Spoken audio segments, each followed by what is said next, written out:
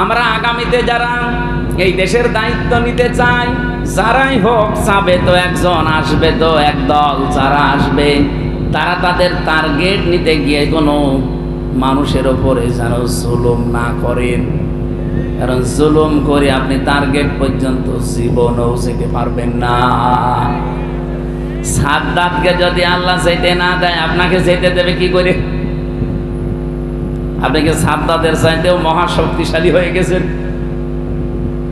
কারণ জালেমদের সম্পর্কে সবচাইতে বেশি খোঁজ কে রাখে বলেন তো? আরো জোরে বলেন। আল্লাহ বলেন ওদেরকে আমি একটু ছাড় দিয়েছি। কোন পর্যন্ত? ইন্নামা ইউআখিরুহুম লিয়াউমিন তাশখাসু ফীহিল আবসার, যেদিন চক্ষু উল্টিয়ে যাবে, তার মানে আজরাইলকে দেখেই মানুষের চোখ মুখ কিন্তু উল্টিয়ে যায়। আপনি মরণের বিছানার দিকে একটু তাকিয়ে দেখবেন, চোখ মুখ মনে হয় যে সব বের হয়ে যাচ্ছে। ওই সময় পর্যন্ত মানুষকে আল্লাহ একটু ছাড় দিয়েছে, কিন্তু কোরআন বলছে কোনো মানুষকে আল্লাহ একেবারে ছেড়ে দেয়নি। আল্লাহ ছাড় দেয়, ছেড়ে দেয়। এই জন্য জালেম যেন আমরা অন্তত কেউ না হই। আগামীতে জালেমদের ব্যাপারে আল্লাহ সবচাইতে বেশি খোঁজ রাখে। আমি কোরআনে কারিমের সূরা শুরার 42 নম্বর আয়াতটা পড়লে সবচাইতে বেশি ভয় পাই। আল্লাহ বলেন আমি কিয়ামতের দিন নিজে মামলা দায়ের করব জালেমদের বিরুদ্ধে। আর বাংলাদেশে সবচাইতে বেশি হচ্ছে জালেম। এই কথা বোঝে? হয় নফসের উপরে জুলুম করছে, নাই পরিবারের উপরে জুলুম করছে, নাই সমাজের উপরে জুলুম করছে, নাই রাষ্ট্রের উপরে জুলুম করছে, জনগণের উপরে। আপনি তাকান, যে কোনো এক ধাপে এক শ্রেণীতে আপনি পড়ে যাবেন। সুতরাং আমরা যেন জালেম না হয়। জালেমরা টার্গেট কার? আরো জোরে বলেন। ইন্নামাস সাবিলু আলাল্লাযীনা ইয়াযলিমুনান নাস। আল্লাহ বলেন আমি নিজে মামলা দেব জালেমদের বিরুদ্ধে। আমরা আজ নিজেরা ব্যক্তিগতভাবে নফসের উপরে যারা জুলুম করছি, নফসের উপরে জুলুম কি? মন যা চায় মানুষ তাই করে, এটা নফসের উপরে জুলুম। মন এখন চাচ্ছে একটু উলঙ্গ নাচ দেখি, দেখলেন, এটা জুলুম হবে আপনার নফসের উপরে। মন চাচ্ছে অন্যের স্ত্রীর সাথে একটু গল্প করি, পরকীয়া প্রেমে লিপ্ত হয়ে গেলেন, এটা নফসের উপরে জুলুম। এ জুলুম তো এ থানায় নেই। এরকম কোন লাইনে যারা আছেন এই মুহূর্তে নাম্বারগুলো ডিলিট করে দেন।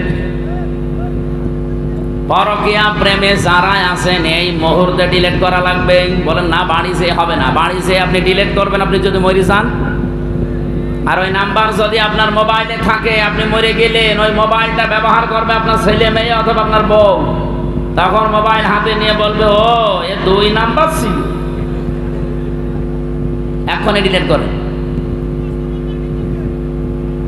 যাদের যাদের এরকম উল্টাপাল্টা কাজে আছেন এই মুহূর্তে আপনি ডিলিট করে ভালো মানুষ হয়ে যান। নেন করেন।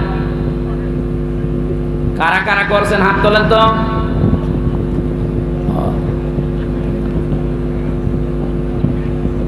আমার ভাইরা, আমাদের এই জুলুম থেকে নিজেকে বাঁচানো লাগবে। বিশেষ করে নফসের উপরে জুলুমটা মারাত্মক, এরপরে পরিবারের উপরে, সমাজের উপরে, জনগণের উপরে। যে যেখানে দায়িত্বে আছেন ওই জায়গাতে যেন অন্তত জুলুম করবেন না। আল্লাহ আমি সহ যারা এখানে এসেছি প্রত্যেককে যেন বাঁচিয়ে দেন, বলেন আমিন। আজকের এই অনুষ্ঠান যেহেতু শুধু মুসলমানদের জন্য না, দল মত নির্বিশেষে, এমনকি অন্য ধর্মের যদি কেউ এসে থাকেন আপনাকেও কোরআনে কারিমের কাছে ওয়েলকাম জানাচ্ছি। কোরআন শরীফ শুধুমাত্র মুসলমানদের না, এটা হাদা বায়ানুল লিন্নাস হুদাল লিন্নাস, মানুষ পদবাচ্যে যারা বিবেচিত সবার জন্য কোরআন। এ কথাকার। সুতরাং অন্য ধর্মের যারা এসেছেন আপনারাও বসেন। আমরা তেলাওয়াত কিন্তু আয়াতে যা পড়িয়েছি আরবিতে ওগুলো এখন বাংলায় ব্যাখ্যা করব ইনশাআল্লাহ। শুকরিয়া জানাচ্ছি এলাকায় এই প্রচন্ড গরমে। এখন তাফসির মাহফিল, ওয়াজ মাহফিলের সিজন না, এটা সিজন থাকে শীতকালে, যেহেতু ওই সময় পাওয়া যায়নি আপনাদের সিরিয়াল, এই হিসাবে আপনারা এই গরমের সময়ও নিয়েছে। এই সময় যারা দায়িত্বে আছেন তারা গান বাজনা দিতে পারতেন। এই এখান থেকে শুরু করছে, সরো সরো সরো, পেছনে মাহফিল বসে আছে, এখন ডিস্টার্ব হবে, আরো পিছান পিছান, আরো পিছান, আরো পিছান।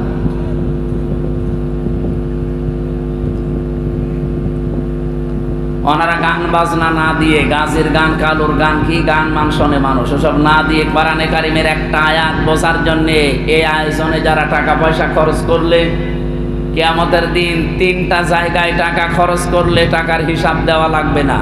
কোরআন প্রচারে, কোরআন প্রসারে, কোরআন কায়েমে, 2 নম্বরে পরিবারস্থ লোকদের জায়েজ আশা পূরণে, 3 নম্বরে যারা জিহাদের ময়দানে কাজ করে তাদের পেছনে। আমাদের টাকা এই সমস্ত জায়গায় তো খরচ হচ্ছে নাকি? হ্যাঁ, আমাদের টাকা পয়সা আল্লাহ যা দিয়েছে এই 3টা জায়গায় যদি খরচ হয়, কিয়ামতে যখন আল্লাহ জবাব নেওয়া আরম্ভ করবে, এই 3টা জায়গার টাকা পয়সার হিসাব আল্লাহর কাছে দেওয়া লাগবে না। বলেন সুবহানাল্লাহ। দরুদ আর সালাম পাঠ করছি আমাদের নবী, মানবতার মহান শিক্ষক মুহাম্মদুর রাসূলুল্লাহ সাল্লাল্লাহু আলাইহি ওয়াসাল্লামের প্রতি। আমরা কোরআনে কারিমের সূরা মারিয়াম 41 নম্বর আয়াতটা পড়েছি। তাফসীরুল কোরআন মাহফিল লেখা আছে, তাফসীর আকারে আমরা শব্দের দিকে তাকিয়ে কথা বলতে চাই, নাকি আমরা সাপের কাহিনী আরম্ভ করব?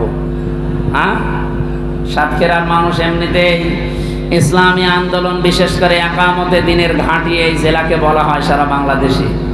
এদের ঘরে খাবার না থাকতে পারে, কিন্তু এরা দিন কায়েমের জন্য এক পায়ে খাড়া আছে। কি আমি কি বেশি বলে ফেললাম? হ্যাঁ, বাংলাদেশের সারা 64 জেলার মানুষ আমরা জানি যে বাংলাদেশের সাতক্ষীরা এটা ইসলামের জন্য একটা উর্বর জায়গা। সারায়ে মারিয়াম একটা মহিলার নাম। ওরা কোরআন শরীফের ভেতরে যে সমস্ত মহিলাদের স্বামী আছে তাদের নাম আল্লাহ কোরআনে দিয়েছে, কিন্তু যাদের স্বামী নেই তাদের নাম আল্লাহ কোরআনে দেয়নি। আমার কথাটা উল্টে